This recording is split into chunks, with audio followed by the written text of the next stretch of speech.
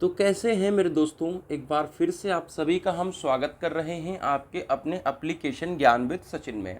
तो दोस्तों, आप लोगों की डिमांड थी कि भैया चैप्टर वाइज आपने बता दिया है, अब आप टॉप 15 इम्पॉर्टेंट क्वेश्चन को बताइए। फर्स्ट ऑफ ऑल मैं आप सभी को बता दूं कि आप लोगों का 6th सेमेस्टर मैकेनिकल चल रहा है और 6th सेमेस्टर में बैक आने का मतलब सिंपल सा होता है कि जीवन के ऊपर एक बहुत बड़ा धब्बा। ठीक है, हम जो चैप्टर वाइज इंपॉर्टेंट क्वेश्चन बताते हैं, टॉप 15 इंपॉर्टेंट क्वेश्चन बताते हैं, उसकी 99% प्रोबेबिलिटी होती है कि वही आ जाए।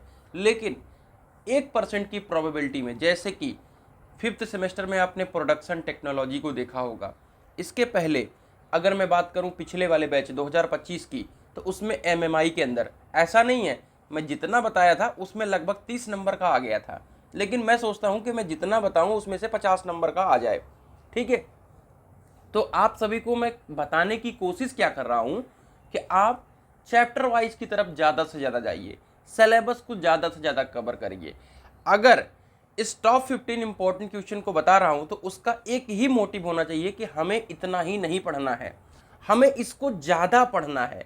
फिर से मैं इस स्टेटमेंट को रिपीट करना चाहता हूं, सीएनसी मशीन में ही इस बार बार बताऊंगा नहीं, सीएनसी मशीन में इस चीज़ को बता रहा हूं कि हम जो इम्पोर्टेंट क्वेश्चन आपको बता रहे हैं टॉप 15 या टॉप 5, इसको आपको ज़्यादा पढ़ना है। ये नहीं है कि सिर्फ इतना ही पढ़ना है, आपको उन क्वेश्चंस को भी ओवरव्यू के रूप में रखना है जो आपके सिलेबस में है। जैसे आप ओवरव्यू जानते रहते हैं तो कुछ ना कुछ लिखते हैं, तो आपको पता है बीटीयूपी में नंबर कुछ ना कुछ मिलता है, क्योंकि फाइनल ईयर में बैक लगाना कोई नहीं चाहता है। आइए come to the topic. Already chapter wise important question बता रखा हूँ, मैं आप सभी को यही बताऊँगा, लिस्ट के ऊपर नहीं जाएं। जो चैप्टर वाइज इंपॉर्टेंट क्वेश्चन नहीं देखेगा उस ट्रिक को नहीं समझ पाएगा। Chapter wise important question 10-12 minute के अंदर मैंने बताया है, क्यों? क्योंकि उसमें ट्रिक बताई है, ट्रिक जरूरी है अप्लाई करना। आइए यूनिट नंबर 1 के अंदर मैं बात करूं तो 2 क्वेश्चन फिक्स होते हैं। एक्चुअल में इसमें 3 क्वेश्चन आते हैं, ठीक है, लेकिन आपको हमेशा 2 ही क्वेश्चन करना होता है एक पार्ट के अंदर। तो एनसी सीएनसी 110% वाला फिक्स क्वेश्चन है, यानी इसको आप छोड़ करके नहीं जा सकते। देखिए पीएलसी भी 110% वाला क्वेश्चन बन चुका है। अब देखो, चाहे आप डीएनसी को पकड़ लो या सिर्फ आप पीएलसी को पकड़ लो, तो ये जो 2 क्वेश्चन आप पकड़ लोगे तो आपके 10 नंबर इस यूनिट नंबर से 1 से फिक्स हो जाएंगे। और यूनिट नंबर 1 से इतना ही आना है और कुछ भी नहीं आता। ठीक है, आइए यूनिट नंबर 2 की बात करें, अभी यूनिट नंबर 1 की बात कर रहे थे, है ना। इसके अंदर automatic tool changer, automatic tool changer बहुत ज़्यादा इंपॉर्टेंट क्वेश्चन है, तो इसको आप पकड़ के रखिएगा। ठीक है, ऑटोमेटिक टूल चेंजर को पकड़ के रखिएगा। अब देखो, ये जो 3 क्वेश्चन है ना, ये थोड़ा पंचमेल खिचड़ी वाले क्वेश्चन है। जो चैप्टर वाइज में जाएगा ये तीनों को पढ़े, कोई दिक्कत नहीं है। लेकिन अब जैसे क्या होता है ना कि कभी कभी पूछ लेगा स्लाइड वेज के बारे में अकेले, कभी सिर्फ सेफ्टी एंड गार्डिंग डिवाइस पूछ लेगा। तो मैं कह रहा हूँ ना कि ये पंचमेल खिचड़ी वाले क्वेश्चन है। कभी सीएनसी टूल होल्डर के बारे में पूछ लेगा, तो इनकी फिक्स प्रोबेबिलिटी नहीं होती। लेकिन अगर आप चैप्टर वाइज के प्रोस्पेक्टिव से देख रहे हो तो इसको पढ़ना है। लेकिन अभी मैं टॉप 15 बता रहा हूँ जिसको आप मोस्ट कह सकते हैं एक्सपेक्टेड के तौर पे लीजिए और जिसको आपको पढ़ना ही पढ़ना है। ठीक है, आगे बढ़ते हैं। यूनिट नंबर 3 में आते हैं तो पार्ट प्रोग्रामिंग। ये एक ऐसा क्वेश्चन है जिसके बिना क्वेश्चन नहीं बनेगा। तो पार्ट प्रोग्रामिंग क्या है, इसके विभिन्न स्टेप्स बताओ, विभिन्न आपको कोड की बात याद होनी चाहिए। जैसे आपको एस किस लिए यूज होता है, टी किस लिए यूज हो रहा है। ठीक है, तो ये सारी चीज़ें आपको मैंने नोट्स के अंदर दे रखी है और वीडियोस भी बनाया है। सिस्टम डिवाइसेज, देखो आपके इन 2 क्वेश्चन को तो मैं एज इट इज छोड़ दे रहा हूँ। क्यों? क्योंकि आप इसको एमएमआई के हिसाब से पढ़ें या सीएनसी, ये दोनों क्वेश्चन 120% लिख लीजिए कि एग्जामिनेशन में आना ही आना है। फिर से रिपीट कर रहा हूं, एलबीडीटी और टेकोमीटर या तो एमएमआई में आएगा या तो सीएनसी में आएगा, लेकिन आएगा। तो भैया ट्रिक यही है कि इन दोनों क्वेश्चन को अपने भगवान की तरह, अपने परमात्मा की तरह इसको दिमाग में बैठा लेना। इनको समझ लो कि आपके ये 20 नंबर हैं, 10 नंबर नहीं हैं ये दोनों, ये 20 नंबर हैं और ये फिक्स नंबर हैं। तो इनको परमात्मा के तौर पे बैठा लेना। टॉप 15 भले बता रहा हूँ, लेकिन इसको मैंने कंसीडर ही नहीं कर रहा हूँ कि भैया इसको तुम समझो। अब इतनी मेरी फीलिंग को जो कोई समझ लिया होगा वो समझ लिया होगा कि भैया नहीं, अब इसको तो मुझे सबसे पहले पढ़ना है एलबीडीटी के बारे में।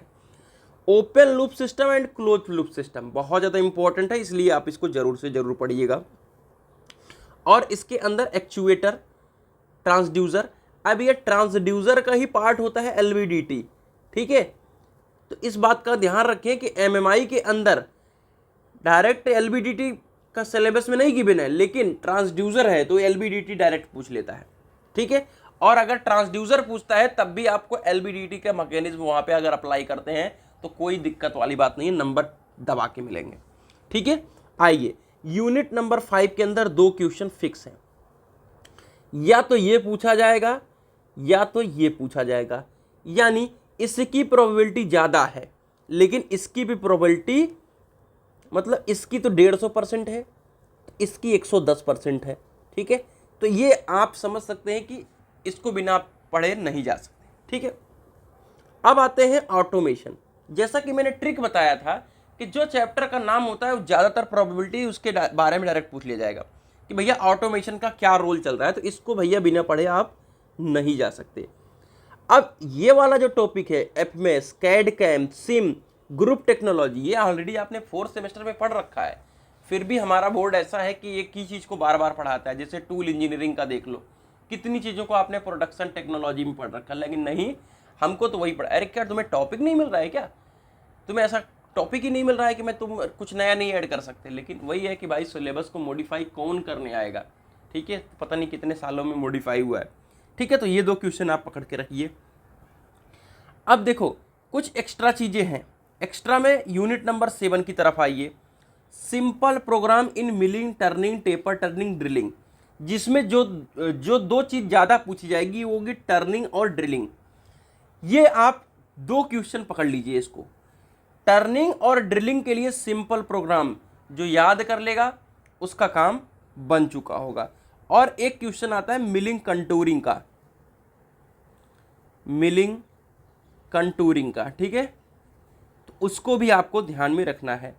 अब एक्स्ट्रा में आपके ऑटोमेशन के बारे में ऊपर भी डिस्कस कर लिया है, तो यहाँ से 2 क्वेश्चन समझ लीजिए, यहाँ से आप 2, यहाँ से 2, 6, 6 के साथ 8, 8 1 9, 9 1 10, 10 1 11, 2 13, 2 एलबीडीटी और टेकोमीटर को मैंने छोड़ दिया, तो समझ लो उनको मिला के 15 हो गया। नहीं तो आप 13 क्वेश्चन मान के चलिए, क्योंकि वो तो भाई एमएमआई का भी पार्ट है, तो उसको इसमें अंदर नहीं ले सकते, है ना। तो आपको ये 13 क्वेश्चन 14 क्वेश्चन जो मैं बता रहा हूँ भाई, इसको अच्छी तरीके से पढ़ लो, काम पूरा हो जाएगा। आपके कम से कम 8-9 क्वेश्चन इसमें से आ जाएंगे, 9 से 10 क्वेश्चन आ जाएंगे, और 10 ही क्वेश्चन करना होता है, तो आपके पूरे 50 के काम हो जाएंगे।